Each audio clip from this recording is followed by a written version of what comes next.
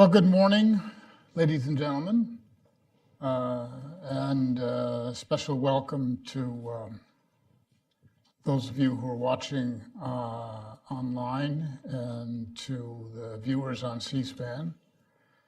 I'm Seth Cropsey, Senior Fellow here at Hudson. Welcome to our conference on China's recent actions that aim to establish their own order in the Taiwan Strait. As you will hear in greater detail from our panel this morning, China unilaterally changed the status quo of aviation routes in the Taiwan Strait in the first week of this year. The changes were made despite agreements between Taiwan and China that were reached in 2008 and 2009, and then again in 2015. These provided for mutual consultation prior, that is, to any change in aviation routes. This violation is part of a larger, broader pattern of Chinese provocation in the region.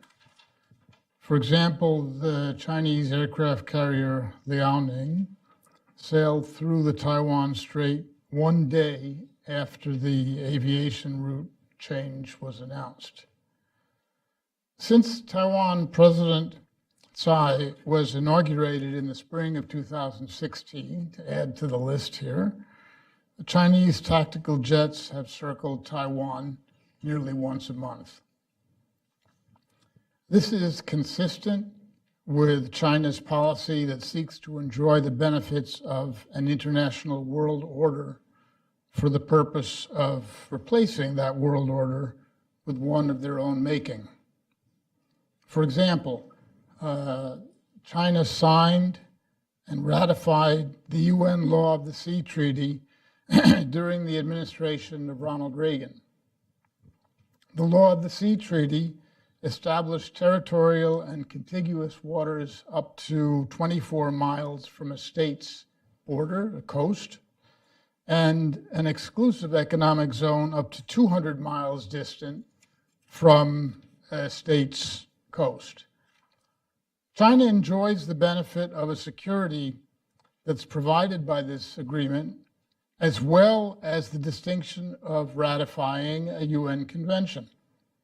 But China's sovereign claims include the construction and arming of islands that are far beyond the UN agreement's definition of even the 200-mile limit of a state's exclusive economic zone, which does not come under any military classification whatsoever. China's selective participation in the international order is not restricted to military policy and actions. The World Trade Organization, for example, is an international organization that encourages free trade and provides a forum for resolution of trade disputes. China has been a member since 2001. Nevertheless, Beijing has controlled the exchange rate of its currency, maintains a large portion of the economy in state-owned enterprises, and preserves its controlling interest in setting the prices of labor, of land, credit, energy, and housing, for example. In this case, what we're here to discuss, as in all others, the international system is a rich vein to be mined in the service of a grand strategic ambition, but never at the expense of Chinese Communist Party control. The same distinctive Chinese characteristics describe Beijing's violation of multiple agreements on civil aviation that had been reached with Taiwan. So long as the political stars aligned for China to benefit from mutual agreements with Taiwan, the agreements were observed. When it served Beijing's interest to influence in its favor, the passage between the East and South China Seas, China decided to act unilaterally. Our panel this morning is important because it looks in detail at an egregious example of the Chinese state's consistent policy of shaping the international status quo to achieve its own ends. And this subject is important because it is a snapshot of China's broad policy. Abide by the rules so long as they suit you. A US politician once said to me that he would stick with us as long as he could. He was joking, of course. China is not. With us this morning is a distinguished panel of experts. Their impressive qualifications are listed in detail in your program notes. In order of their presentations, Peter Wood will explain exactly what the PRC did early in January when it changed the aviation routes. Peter is editor-in-chief of the Jamestown Foundation's excellent China Brief. He will be followed by a retired senior naval officer, Vice Admiral Mark Fox, who, following an exceptional career in the Navy, is now corporate vice president at Huntington Ingalls Industries. Mark will look at what the US Navy is doing in the region today and how the current administration's policy in the West Pacific is taking shape. Former Undersecretary of Defense for Policy and Hudson Senior Fellow Doug Feith will conclude this morning's formal presentation with his observations on the strategic consequences of contemporary events in East Asia. I'm going to move over to my chair here, but I'd like to ask you during the question period that will follow the panelists' remarks to wait until you're recognized, receive the microphone. Please tell us your organization and your name, and especially to whom your question is directed. So, thank you, welcome, and Peter, all yours.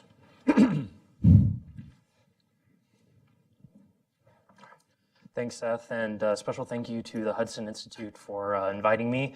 I'm definitely the most junior on this panel, so I'm looking forward to just adding a little bit here, kind of the broader context, sort of what has happened, and also the political, perhaps reasoning behind what this, why China has taken these actions. And then, of course, I'm hoping that my colleagues will be able to fill in the holes I'm going to be leaving, of course. So Seth already sort of laid out the basics of this. In January, China made this unilateral action to declare this route, but there's the M503. But some of the things that need to be kind of taken into consideration are the fact that this is one of the busiest routes in East Asia. You have lots of flights coming in and out of Taiwan, also flights going from Taiwan, the proper island, to its sort of outlying islands. And then also back and forth throughout East Asia. So the unilateral action without consultation with the Taiwanese side represents frankly, sort of a very dangerous move just from a public safety perspective. But to understand the reasons why Beijing has made these moves, we need to kind of look back at the last time there was a major negotiation on these routes. There were initially discussions between Taipei and Beijing about these routes. But after Dr. Tsai Ing-wen became president of Taiwan in May of 2016, those discussions were canceled. So there was an option for greater Taiwanese PRC, ROC discussion of these issues, but those avenues were essentially shut down. And so to kind of turn to the reasons of like why that is, I think we need to look to what's been going on in the PRC. So in October, Xi Jinping gave his 19th Party work report, had the 19th Party Congress, and there's been sort of a important turnover in key positions responsible for Taiwan work. And so rather than focusing on, for example, the specifics of the individual flights, I think what we need to kind of focus on here is what is prompting the PRC to take stronger actions, both on this issue specifically, but also more broadly, rolling back Taiwanese international representation and involvement in international issues, international organizations, wherever possible. And again, an important part of that context is this turnover on the political side for Beijing. We have new people who are going to be responsible for both Taiwan-directed or leading organizations at the central level. So the Taiwan Affairs Office, another important office that's going to be in charge of Taiwan-related work, the United Front Work Department is going to have a new leadership. So there's essentially turnover in the key leaders within the CCP that are responsible for policy towards Taiwan. And so perhaps that now that we've entered a new year, it should not surprise us that much that we see a more stern, firmer hand being taken, with more aggressive action being taken to roll back Taiwanese relations with the Vatican, and sort of a continuation of this sort of rolling back. Another actions to restrict and essentially take away Taiwanese agency, which is essentially what this represents. Another consideration is that 2020 is not that far away. Dr. Tsai's election in 2016 was a major setback for the PRC in terms of its longer-term goals for advancing its version of sovereignty, version of how it regards Taiwan.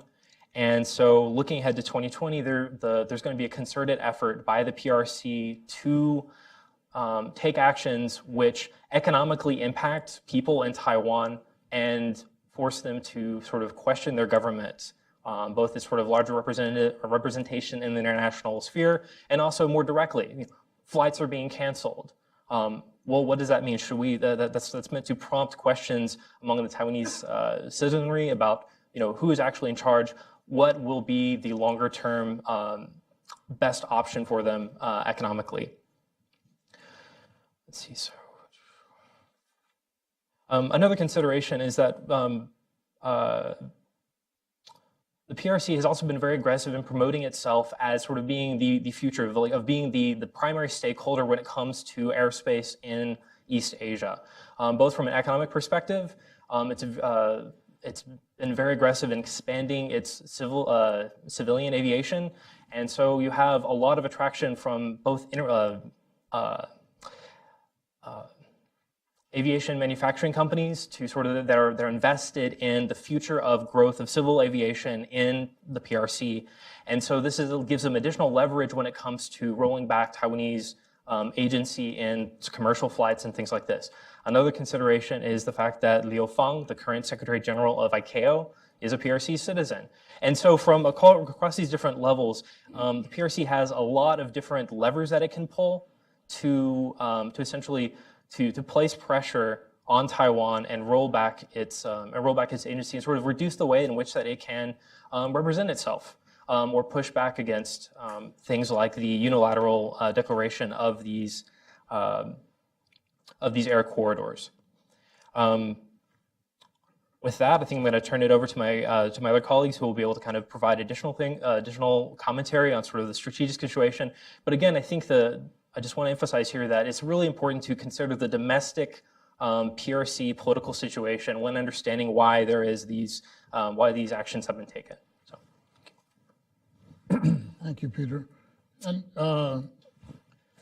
Admiral Fox, I'd like to just make a note of it, since you may or may not have gotten this in your notes there, was the Deputy Commander of the Central Command under General Mattis, and also Commander of the Navy's Fifth Fleet. So a distinguished career, not only in what he's done, but the positions that he's held. Mark? Thank you. I just wanted to give you a little bit of context to begin with about the posture that the U.S. Navy has maintained, in particular in this region. The U.S. Seventh Fleet has been an enduring presence in the Western Pacific since the end of World War II. And we, in fact, have forward deployed or permanently stationed, if you will. There are unique forces that actually are in Japan and they're in the region. So there's a differing construct in the Navy of when ships from the East Coast go to the Middle East, for example, it's a rotational kind of construct. There are also West Coast ships that will work up and go through the Pacific, sometimes operating in the Pacific under 7th Fleet, sometimes going to the Middle East. But the Middle East, the 7th Fleet is unique in that they have forward deployed, permanently stationed, and the majority of the U.S. Navy is in the Pacific. So despite the discussion about, the rebalancing to Asia Pacific in the last administration, we never left. We were there in meaningful presence and in meaningful force all along. And if you want to talk later about any questions about that, I'll be happy to address them. The other piece I think that's important to remember is I'm going to give you a little bit of a historic context of some of the crises that have been involved in terms of PRC and Taiwan, in particular Taiwan Straits. Of course, the first one that was of major significance was in the 50s, in the mid-50s. And this was when Taiwan, Formosa, was still, the Chiang Kai-shek regime was still very closely aligned with the Eisenhower administration. And in fact, Eisenhower, there was a great deal of tension that had come up in the mid-50s. The 7th Fleet was there, deployed. Later in the 50s, the second Taiwan Strait crisis occurred, and there was actual conflict. It was the first, as an aviator, I've always studied this, but the first actual use of the Sidewinder missile in September of 1958 in the kind of the second Taiwan crisis, if you will. Now, in the meantime, this area is vital and key for economic growth for the entire region, and I would argue the entire world. During the Vietnam era, when we, the U.S., were involved in Vietnam, we actually had stations up. We had Yankee Station, which was up in the northern part off of North Vietnam, and we had Dixie Station. And so we had continuous and very heavy operational presence during the 1960s into the 70s as the Vietnam conflict evolved. So the third Taiwan crisis occurred in 1996, in which PRC was actually launching missiles. This was in the early part of 96, prior to an election. And there were missiles that the tensions were raising, and President Clinton, the USS Independence was the forward deployed aircraft carrier at the time that was in Japan. And what President Clinton and his administration did is they brought USS Nimitz in a modification of a deployment from the Middle East back, and had two carrier battle groups, as they were called then. And this was the beginning, the first time that I think the PRC military looked and said, we don't really have a capability. They were not able to really respond to the military buildup that the Clinton administration had brought in. So there were two things that were happening in the 90s. Earlier, I think that the PRC military looked at the way that the Desert Storm campaign was conducted, very rapid and efficient conflict in terms of just the tactical portion of it. And then later in 96, when they were incapable of really doing much about the fact that there were two carrier battle groups that were generated and operating right off their coast. And that, I believe, began the evolution and the journey in the thinking in the PRC military of, okay, we've got to be able to do something about that. And of course, the DF-21 and the incredible growth of the PRC military's capability, in particular with their Navy, building a lot of ships and creating a capability now that can influence the region with their power projection capability as well. So I think Seth summed up the situation well, where the international rule set is advantageous to them, they'll comply with that, and where it's not, they don't. There's a concept that's known as freedom of navigation, and freedom of navigation is basically the principle that we do not accept a given nation's claims. So we, the U.S., since the early 80s, have conducted freedom of navigation maneuvers in places where we don't accept particular claims. The Obama administration did this.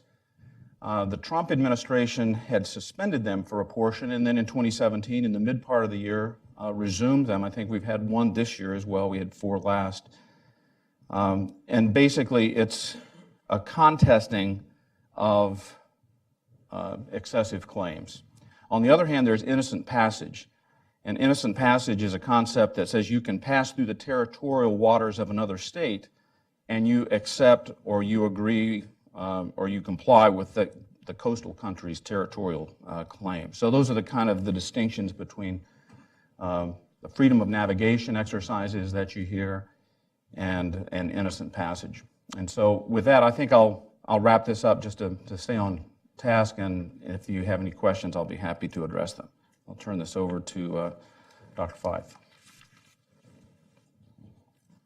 Thank you, Mark.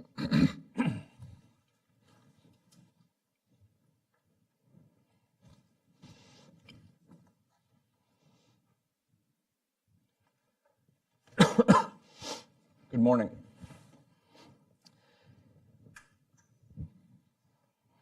We've heard about the recent flights that the Chinese have taken over the Taiwan Strait. And there's also the aggressive island expansions, the reclamations, and the conversion of some of these disputed islands in the East and South China Sea,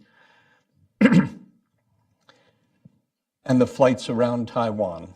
And they all create a picture, a key element of which is China's squeezing Taiwan, which is a violation of the spirit of the one China policy that both the United States and China have pledged to uphold. We generally hear about the one China policy from Chinese, but it's not just the United States that has obligations under that policy. China does also. And those coercive measures violate China's obligations. I think it's important to remind people of basics. I'll make a broader point here. There's a when we have alliances and partnerships in the world, people who are experts in the field often take them for granted because the basic formulas are so well known to the people in the field. But what's remarkable, especially when you get to be a certain age, is you look back and you see that the things that are absolutely rudimentary in the view of some older people are brand new for the younger people. And if we don't regularly and often reaffirm some of these basic points about why we have these relationships, why we have alliances, then the alliances can become unreliable. And so it really is incumbent on people who value these relationships, these long-standing relationships, to remind over and over again the publics in both of the countries that there really are solid grounds for the important relationships that have developed over decades. So in the case of Taiwan, it's important, I think, for Americans to understand that Taiwan is an open society. It's a democracy. It's a country of 23 million people. It's not a dot on the map. It's a country that I don't know exactly where it would stand, but if it were a European country, given that population, it would be, I think, in the middle of the pack. I mean, it would not be one of the smaller countries in Europe. It is also, and this is, I think, a rather astonishing statistic, it's America's more or less 10th trading partner in the world. I mean, maybe it's 9, maybe it's 11. I don't remember. I don't know precisely what it is at the moment, but it's around number 10. When you think about how many, 200 countries in the world, and Taiwan is our 10th trading partner, that's quite something. We have long-standing ties with Taiwan. We are committed to Taiwan's defense. And strategically, because of this long commitment, which, as Admiral Fox highlighted, goes well back into the Eisenhower and Truman years.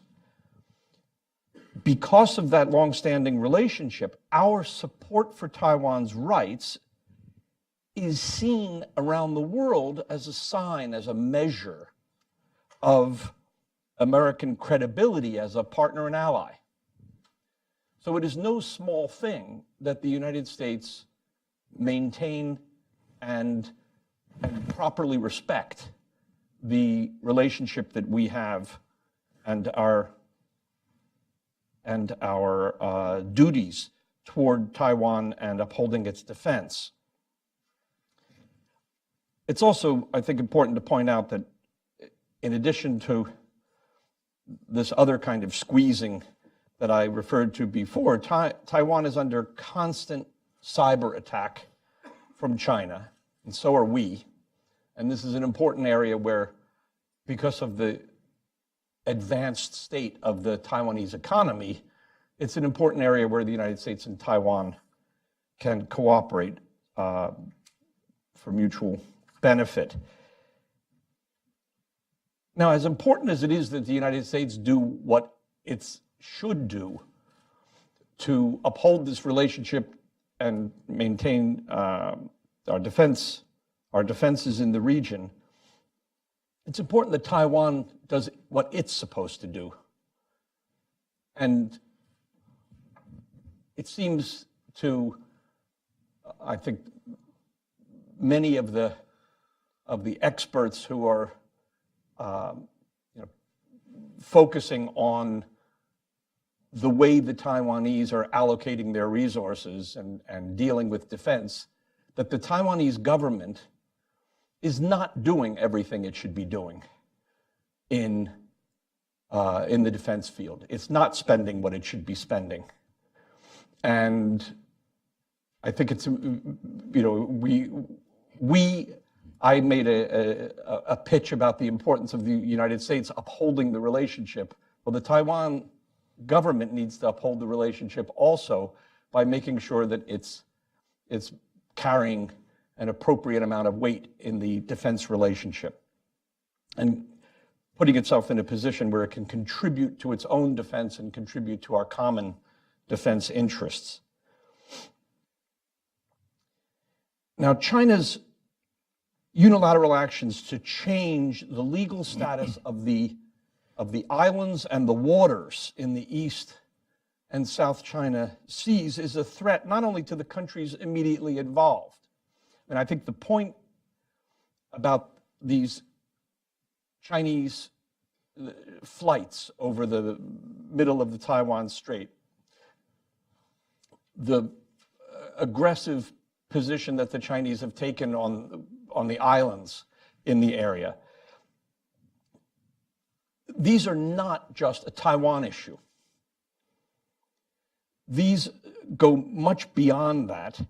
They're a threat not only to Taiwan, they're not a threat only to the countries immediately involved other than Taiwan, like Japan, the Philippines, and Vietnam.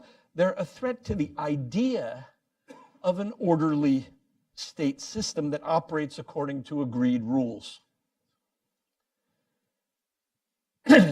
China has been acting as if the established rules do not apply to it.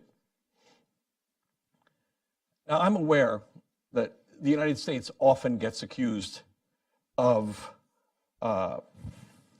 thinking that rules don't apply to it. I hear that when I speak at universities. Anytime one talks about other countries not obeying the rules, inevitably somebody will say, well, you know, the United States thinks it's exceptional, and they think that American exceptionalism means that the United States doesn't subject itself to international rules that it wants to apply to others. I don't think that's basically correct. I think that US officials uphold the basic rules of the state system. The US officials are accustomed to living in a society with a rule of law, and so they have no problem adhering to international rules also.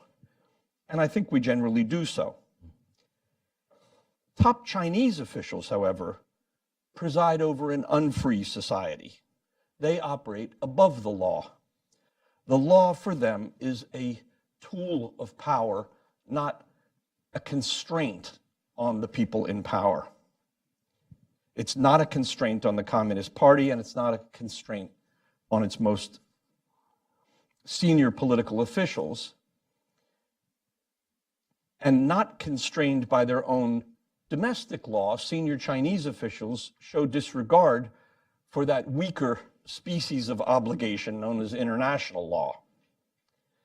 And I've heard Chinese scholars discuss the multiple sources of disdain for international rules on the part of Chinese leaders. One source, as I mentioned, is communist ideology, which puts the party above the law. But there are also sources rooted in powerful elements of Chinese strategic culture. These elements encourage chauvinistic views that China should dominate rather than operate as a nation among nations that deserve equal respect for their sovereignty. Where are we with the Trump administration? Well, the Trump administration has kept up a minimum level of engagement with Taiwan. We heard Admiral Fox make reference to the suspension and then initiation of some freedom of navigation operations. The Trump policy is, it looks like is just emerging now. So it's early, even though the administration has been around for a year. There have been long delays in getting key positions filled, and so I think we're rather early in the administration when it comes to seeing where their policy is going to go. A key element of it, of course, is the U.S. defense budget. And an important point to make about this is people often talk about our commitment to a given area of the world with reference to the specific military resources that we have in that area of the world. And I don't think that's a very good way to look at it. The United States has one armed force for the whole world. And so whether we happen to have a certain number of people deployed here or there is interesting, but it's not necessarily the main point. The main point is, what are the total capabilities that we have that we could bring to bear if we needed to? Because obviously our assets can be moved around. And so the big picture look at the US defense budget is crucial to understanding whether we're really serious about maintaining our commitments anywhere in the world, in East Asia or elsewhere. And the US defense budget is going up.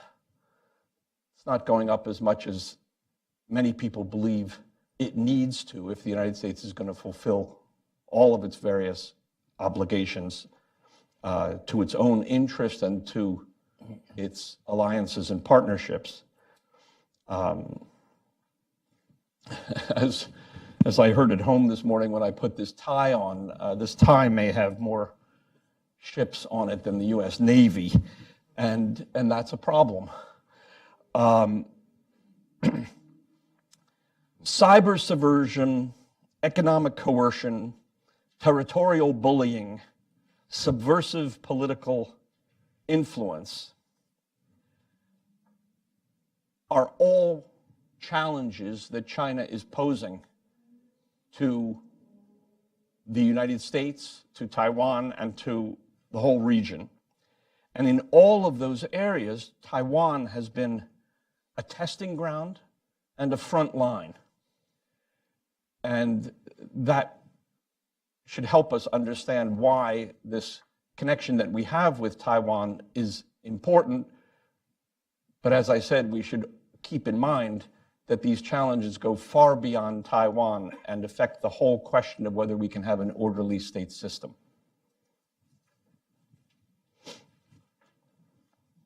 Thank you, Doug. Well, we've heard 3 excellent presentations. Thank you, gentlemen.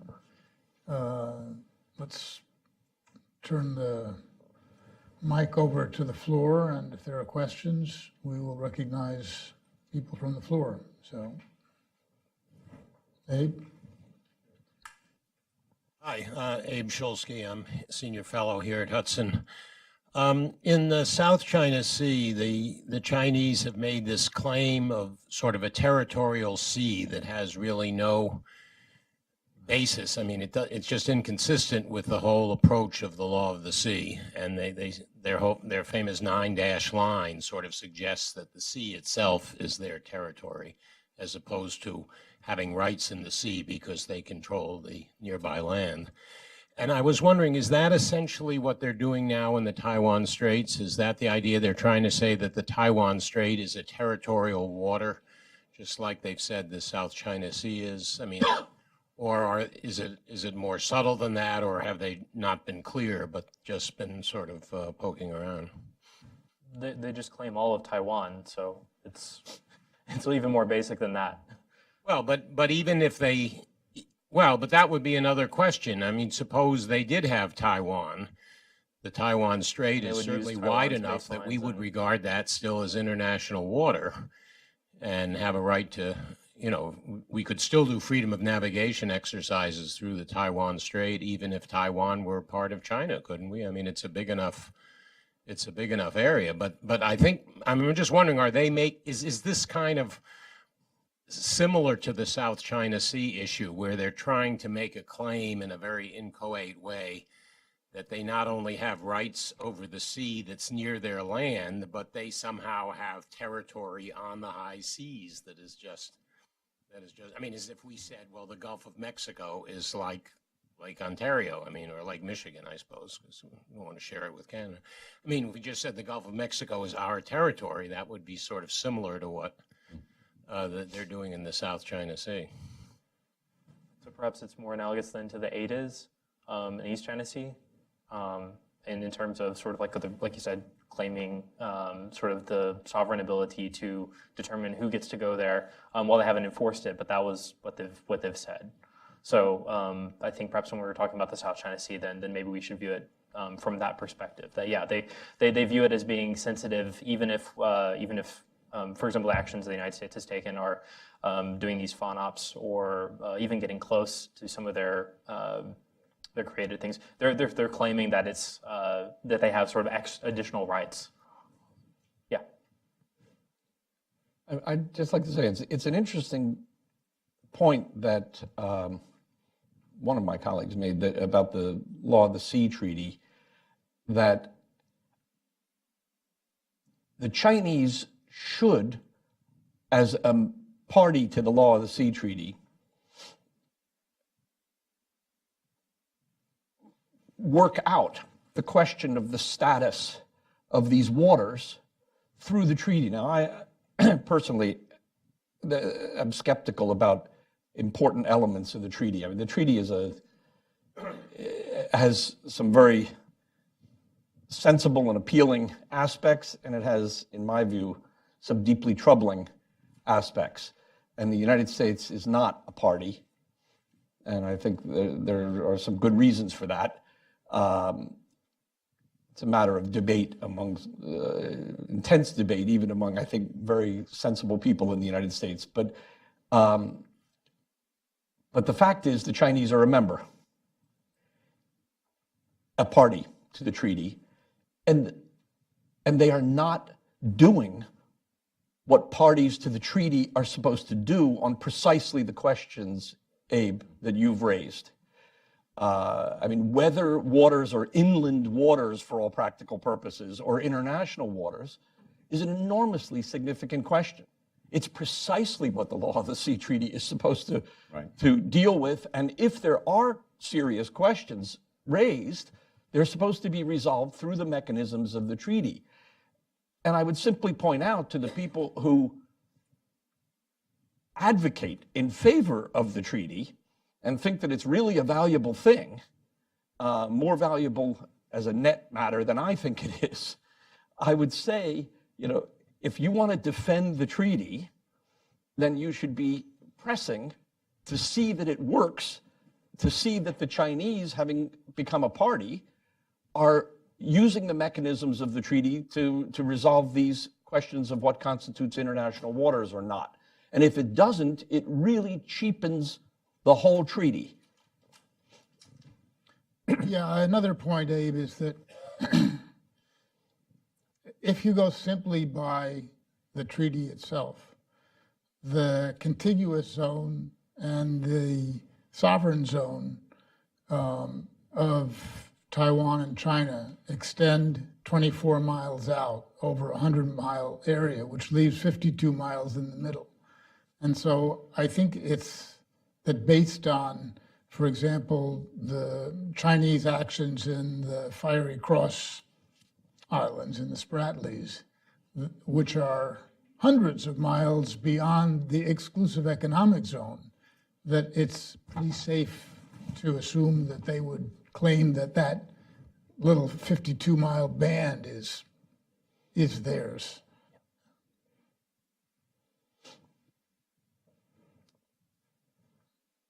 We have other questions. Please. Wait for the microphone. Tina Chung with Voice of America's China branch. My question is addressed to Admiral Fox. So follow up with the previous question on the Taiwan Strait.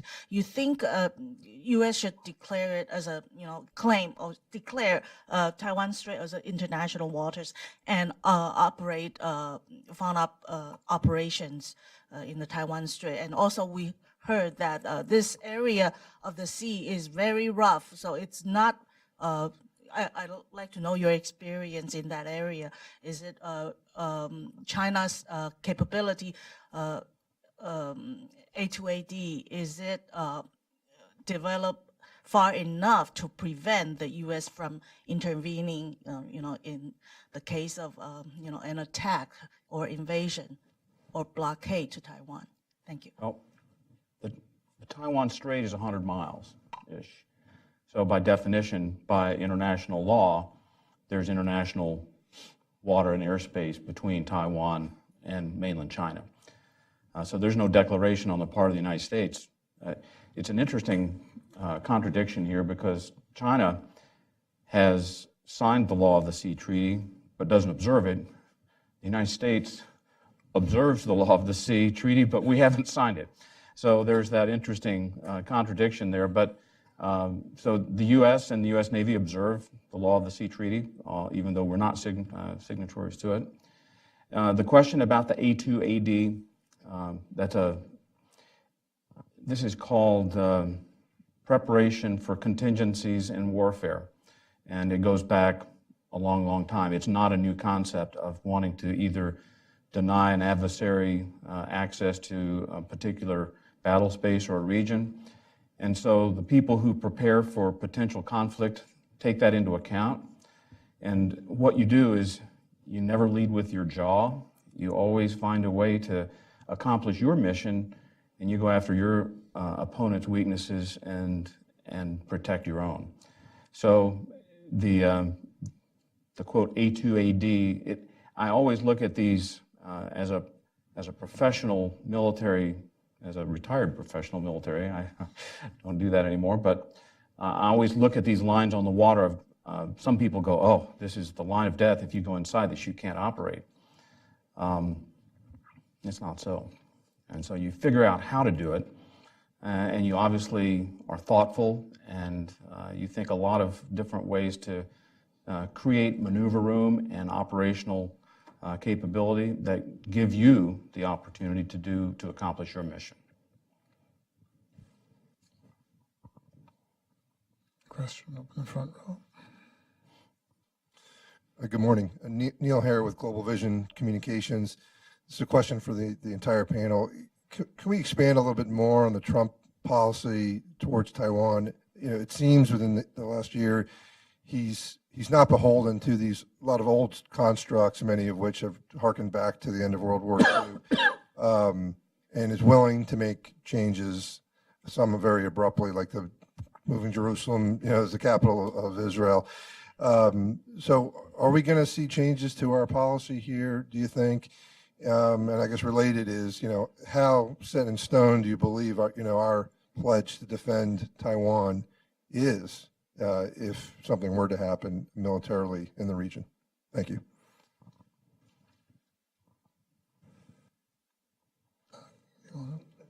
Okay. Well, speculating about what the Trump administration is going to do, I'd like to leave to my colleagues.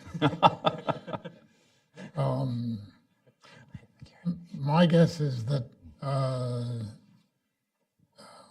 it's, as Doug pointed out, it's an evolving, the answer isn't there yet.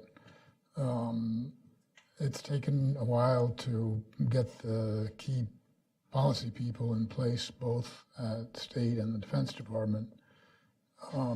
When they are in place, I think we'll have a better ability to answer your question.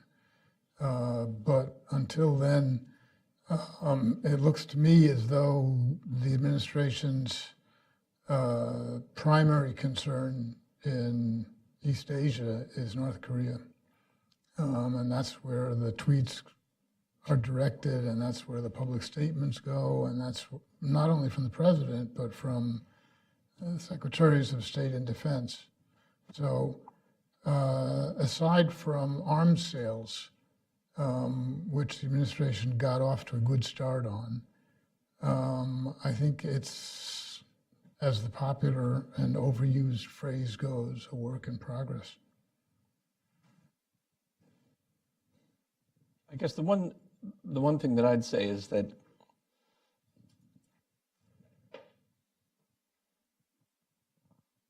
Mr. Trump as a candidate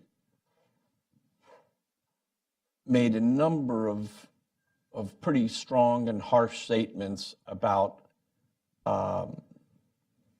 America's allies and partners, and criticized them generally as free riders, and made people in the United States and around the world question whether he was committed to these longstanding alliance and partnership arrangements, or whether he was going to upend all of them in Asia, NATO, and around the world.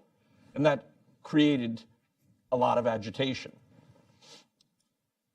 Since he's become president, the thrust of his remarks, he's made a number of remarks, not all of which, hit the same theme.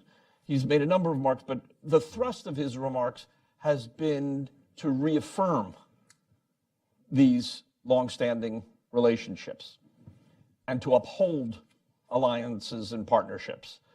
And so, I think that's significant. That doesn't contradict the points that we've made that, it's early, but and things could go in any one of a number of directions in different areas. But I think in general, it is interesting to note that he has not as president, been as radical on the question of leaning on our allies and partners. I mean, he has continued to lean on them, and interestingly enough, they've responded. I mean, try to be fair-minded about this. I mean, they have responded in general with increasing their defense expenditures, as he said they should. So that's an interesting reaction, and he seems to have shaken things up. I mean, American presidents over the decades have complained. I mean, this argument that our allies and partners are free riding is not something that Mr. Trump invented. On the contrary, I mean, it's been an evergreen complaint of American officials going back decades. But the general view of our allies was that it wasn't serious, and that there were not going to be any consequences for continued to be viewed as free riders. And so when Mr. Trump said it, he managed to achieve credibility for himself as somebody who really would upset the apple cart if this problem were not mitigated. And there has been some mitigation with certain allies and partners increasing their spending, which I guess is to the credit of what he said. On the other hand, you have this question of, is he really undermining confidence in our word?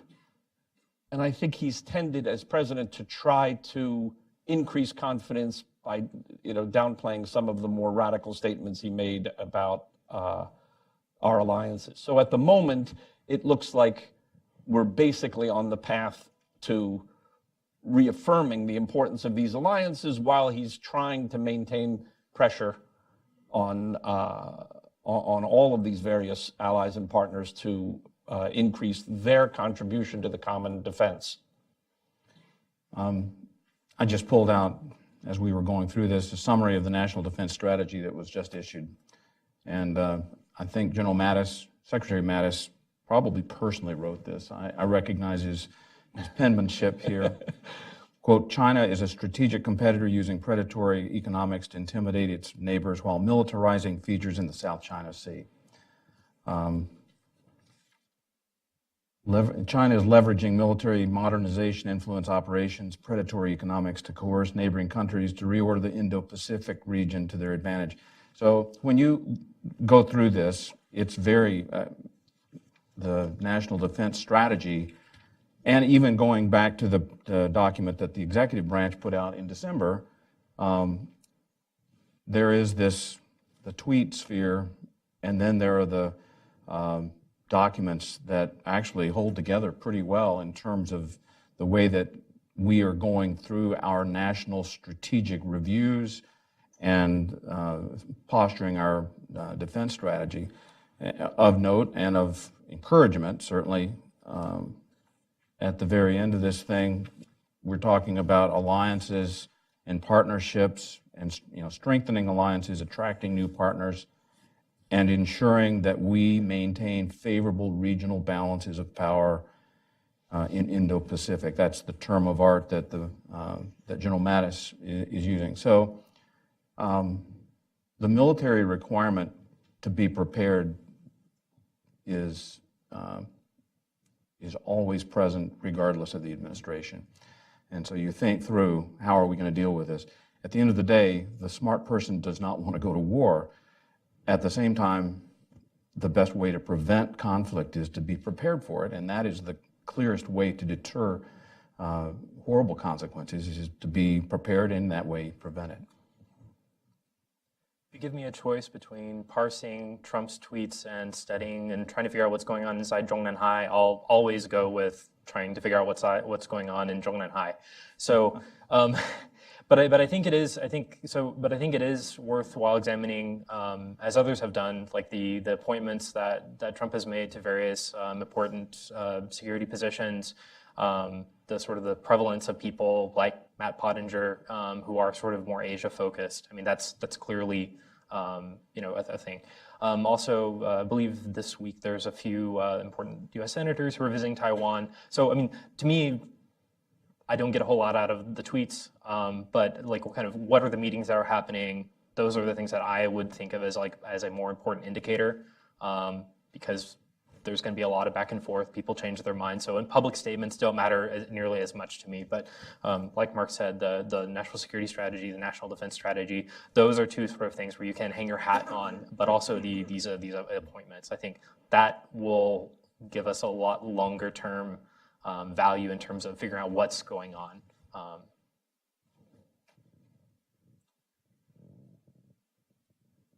Other questions, sir? Yoshi Komori of the Japanese newspaper, Sankei Shimbun. As you know, the Chinese official armed vessels are coming into Japanese territorial water around the Senkaku Islands in the East China Sea. And they come as often as 3 times a month and cruise around in the Japanese territorial water for 2 hours and then leave. And that creates concern, naturally, on the part of Japanese, that they might go further soon to actually land on the islands or just occupy the whole thing.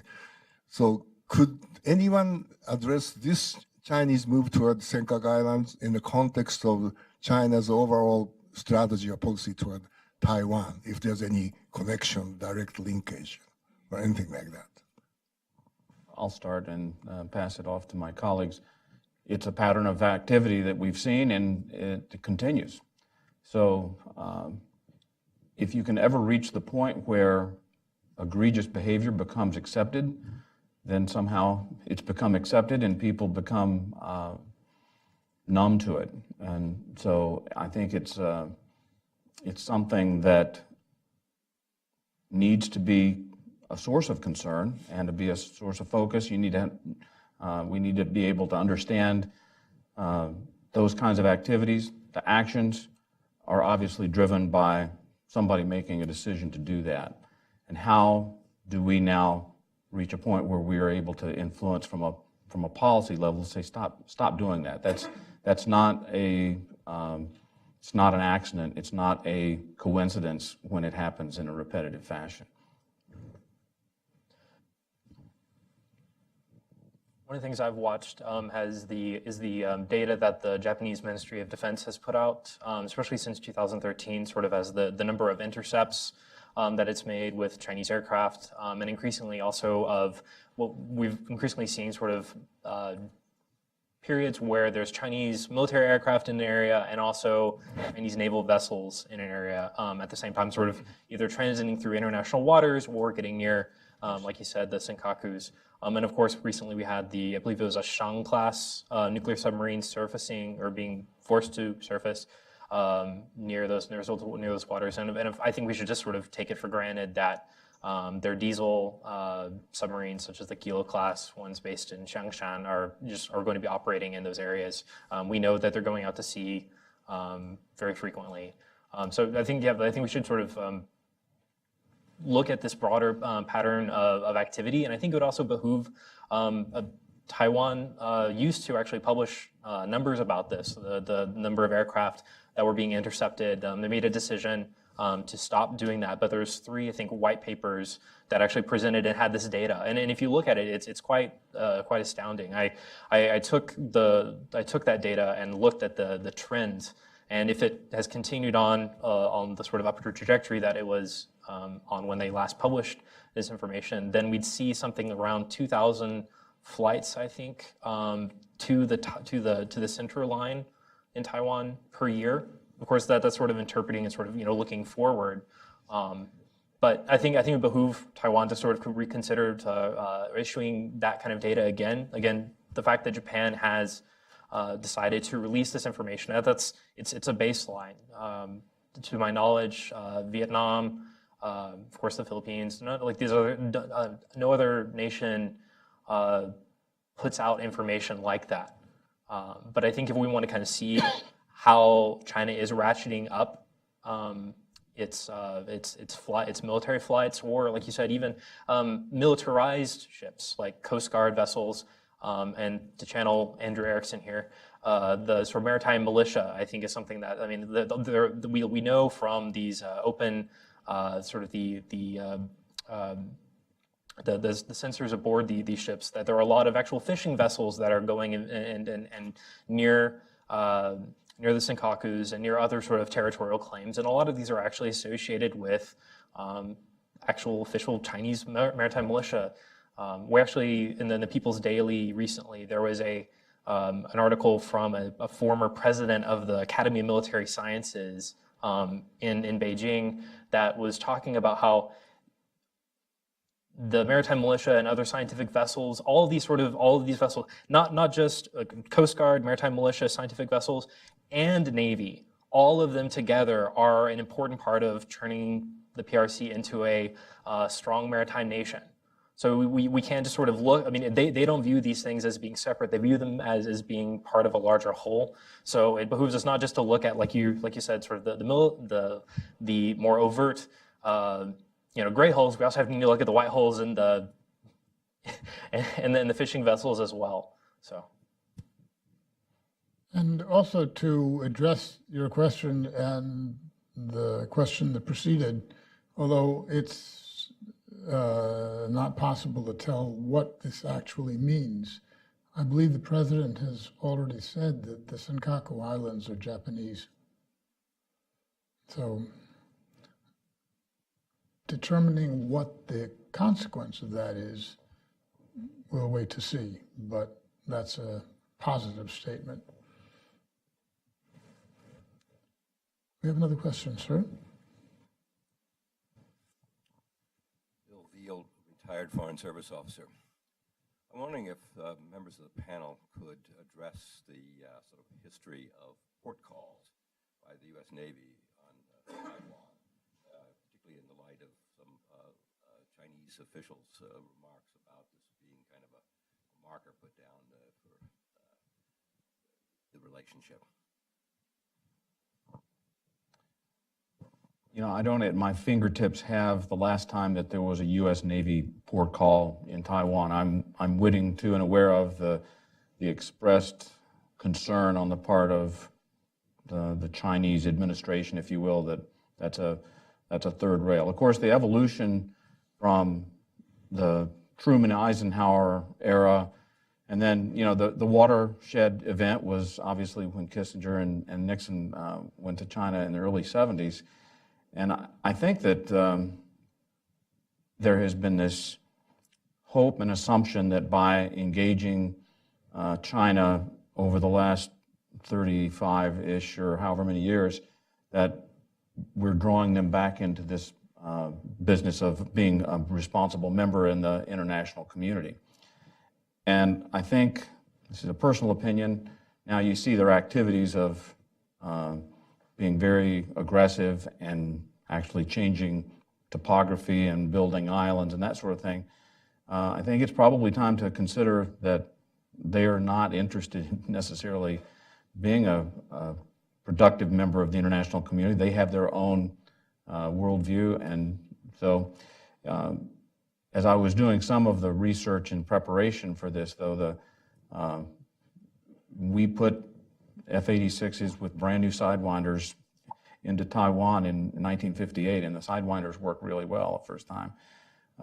So there's been an evolution. Obviously, the defense support to be able to provide the Taiwan military the ability to defend themselves is something that also I think is important for us to consider, so that there's not an ability to coerce and to force in a negative outcome. I'll just add one small thing to that. Is that there's sort of an assumption whenever it comes to U.S. port calls there that it's sort of that essentially we just need to approve the U.S. Navy to go there and it can happen. There are some other considerations I just think that deserve to be mentioned, like what is the Taiwanese side? Like, I think there's some actual concerns among the Taiwanese side whether they can actually support, where they have the facilities to accommodate the U.S. And so that's another conversation we need to be having in parallel. If this is something that needs to that is going to happen longer term, well, there are some facilities and they need to be built. A lot of the ports actually can't accommodate larger U.S. vessels.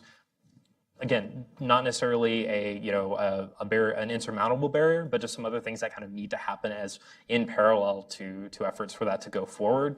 And again, we shouldn't just assume that this is a natural sort of turnkey. We can immediately make the law and it will happen next year. There's other things going on there. Well, truth be told, though, let's be honest that port visits of naval vessels around the world, that's actually it's a diplomatic initiative. It's a means of, and in fact, Secretary Mattis and his counterpart in Vietnam are going to have an aircraft carrier pull into Cam Bay for the first time in a long, long time, I think. So there are some other ways, I think, to kind of transmit that, and so it's a diplomatic decision to do so.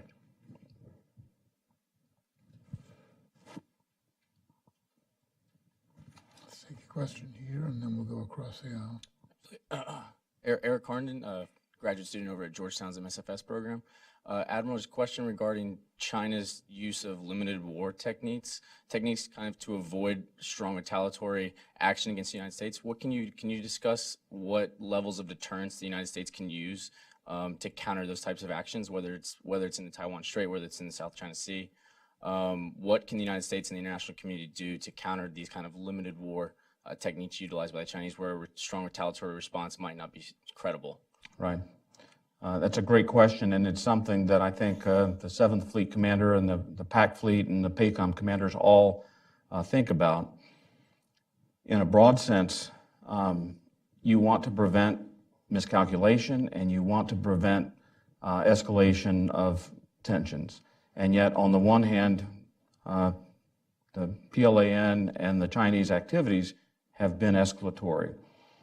And so without getting into ships bumping into each other, there has to be a means by which there are conversations between leaders that prevent those conditions from happening. That's the ideal situation. And you can go back, we had the Incidents at Sea agreement with the Soviets back in the early 70s, because we were in this place where we, the U.S. Navy, were having literally there were ships that were bumping into each other, and there were these kind of escalatory and a lot of opportunity for miscalculation. And we sat down with the Soviets in the early 70s. It was when John Warner was Secretary of the Navy, and hammered out this Incidents at Sea agreement. So I think there's one place where there should be conversations to say, as people with gray hair and grandchildren, I don't want us to have a conflict with China. I really don't. At the same time, we must not be coerced or pushed. And so the rheostat and this ability to prevent them from accomplishing aggressive and provocative actions and not being held accountable or not having to modify that behavior, this is the essence of both statesmanship and seamanship, if you will. There are a wide spectrum of different things that you can do, but our response, for example, of, hey, we do freedom of navigation because we don't recognize these claims. And so we have, you can go back, the EP3 incident of 2001, some of these aggressive maneuvers in terms of airplanes intercepting. This is a place for the grown-ups and the adults to sit down and make sure that we create a construct where we can operate in international waters and do our operations without escalating into either miscalculation or into conflict. And I'd add one point when you talk about a deterrence strategy. It's a noteworthy point that we now have in our defense strategy, as Admiral Fox had just read, a term that is new and really deserves attention, more attention than it's gotten, I think, in the general press, and that's the term Indo-Pacific. I mean, just kind of slips in, but it represents a serious new thought in world affairs. I mean, one of the most interesting points about strategy is how one's conception of security is related to maps. And, you know, the idea that, I mean, isolationism, for example, is certainly promoted by the fact that most Americans, when they look at a map, are looking at the United States, and there are these big blue patches on either side and nothing else. And then you've got, you know, Canada and Mexico and blue. And that kind of gives you the impression that we're okay. But if, depending on how you look at the world and what's the center of the map that you're looking at, you can have a completely different conception of what the strategic picture is. And now, just recently, I don't know, I mean, I haven't done the study on like who coined the term or when it first entered into the lexicon, but this term Indo-Pacific is really important because it's a strategic concept that, and I'm sure it relates partly to the rise of China, but it also relates partly to the recognition that the United States now has enormous strategic ties and potential strategic ties of great importance, not only to South Korea and Japan, but coming all the way around to India. And so our strategic conception is related to our relationships. And then, of course, you know, in the center of that arc is China. And so it's a way of looking at the world that you didn't get much discussion of until quite recently. And you see it in the administration's national security strategy and national defense strategy documents.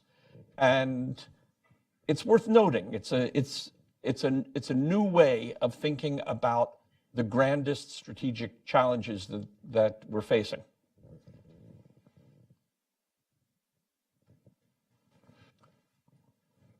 Questions?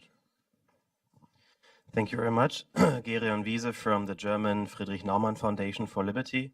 I'd like to know from the distinguished panel that I guess we have seen some kind of increase in the aggressiveness of Chinese geopolitics under President Xi, and now we have this very case here that just happened recently. How do you view the military capabilities of Taiwan itself to be actually to do something about it, or to actually act independently from, for example, the United States? Because I've read a book, and it's from 10 years ago, but it said it was a very analysis of Taiwan's military capabilities, and it said that there would never be a conventional invasion of China to Taiwan because it would just be too costly, the cost would be too high because Taiwan's defense capabilities are actually too strong. And I was a bit doubtful about that, and I thought maybe the reason for the author's optimism was that he's married to a Taiwanese. So I was a bit doubtful about that. So and it seemed too optimistic for me, and I would like to know your opinion on that. Well, first of all, the distances involved, even though you go, well, it's only 100 miles wide, that's a long way to go in amphibious assault. So it's not a simple problem. Here's what I think is happening, and kind of back to the hybrid and the gray activities, cyber, infiltration. I think that the strategy really is to withdraw or to sap the will to either resist or to be able to defend with a kind of a thoughtful campaign of dry rot, atrophy, we can't do this. Militarily, it's a difficult problem. It's hard. And Formosa, Taiwan, is a big island. And so 23 million people, when we, the U.S., were contemplating invading Japan at the end of World War II, it was a really hard, and we'd had a lot of good practice in it in the years running up to it. So I think the military aspects of an amphibious assault against the island of Taiwan It's militarily feasible. It's really hard, and I think it would be very costly. Then this gets into the risk reward. How much is it worth? It's much better probably to work in a different way, a more indirect and so I think we see a number of these things. You have to, if you don't have some credible military capability, then your diplomats lose traction, and so it works. They work together. You don't just do one or the other. There's a lot of discussion that you'll see and hear nowadays about our fleet is not big enough, we need to build more ships. There's been a kind of an era in which we've allowed the U.S. Navy has reached a point where it doesn't have enough ships and the maintenance hasn't been done, and we've had tragic incidents in the Western Pacific. And so there's a new sharp focus on the fact that you need credible military capability to be able to influence events around the world. So you see that kind of talk in the Renaissance within the Department of the Navy and Department of Defense. But back to the question of how hard a nut is Taiwan to crack for an amphibious assault. It's hard, it's militarily feasible, but it would be a costly effort, in my opinion. The China Brief, we've been tracking the Chinese military modernization that started at the end of 2015 pretty closely. So it's a few things are worth kind of highlighting. First of all is the sort of PLA's self-assessments. People like Dennis Blasco have written about this really extensively, that essentially the PLA doesn't regard itself as being there yet. I mean, they have set these goals for themselves. Originally, it was 2020 and then 2049. The latter one of these have actually moved up to 2035. So they're trying to accelerate this, but they're trying to do an enormous number of things in a very compressed period of time, and it's been incredibly chaotic. There's sort of two phases: the Bozi-sha, the Bozi-shang above the neck and below the neck. So they reorganized all their major units. They've got the theater commands that have come out. But this has been, on the individual level, this has been just really chaotic. There's no one really knows which offices report to which ones. The training is all out of whack. You have, that's sort of at the officer level, you have people who are in charge of like a regiment, and then all of a sudden they're in charge of a brigade. And just massive changes in levels of responsibility, and that's going to take them a while to adapt to, and they're actually very they're pretty blunt about it in the official press, actually, that this is something that they have to overcome. They're also striving to achieve the sort of the networked type warfare that we have, where you have sensors and everything like that. You can, everyone can talk to each other. They're also not there yet. They'll have military exercises where surface air missile batteries, can't tell the good guys and the bad guys apart. So while it's really tempting to look at the modernization that the PLA has had and kind of think, oh wow, they've made all this progress, and they have, especially since 2004 PLA, or afterward 2004 and before, two different things. But that they simply aren't there yet. They don't think they're there yet. And then to build off what Mark was saying, they don't have the amphibious lift capacity. And if they started to build it, then it'd be very obvious. So Taiwan would have a lot of sort of time to prepare. But it is worth noting that this is a country that I think in the early 2000s was planning on building lots of small little fast boats with anti-ship cruise missiles and things like that. And now they're building, I think, 4 of the largest cruisers simultaneously. So enormous industrial capacity, certainly could get there, is clearly making smart investments in what it thinks it needs to achieve that mission in terms of the PLA rocket force, things like that, but also just sort of not there yet. And it's also worth noting what the Taiwanese are doing. The Taiwanese defense white papers are all worth reading and looking into. They're making smart investments on how to adapt to these changing threats. So, and it also ought to be pointed out that Taiwan's Navy is a solid and professional one. And good sailors, good officers. Taiwan is, as you may know, in the process of designing and building an indigenous submarine, building their own submarine. When they succeed in accomplishing that, that will improve their defenses substantially against an amphibious assault. I mean, there's all kinds of other things that can be done with a submarine, but that's one of the things that would apply specifically in this case. That deserves the United States' support. Other questions? Well, we're right on target. I'd like to thank you for joining us this morning. It's been a useful and interesting discussion. Your questions have been excellent, and thank you, panel, for your wonderful answers.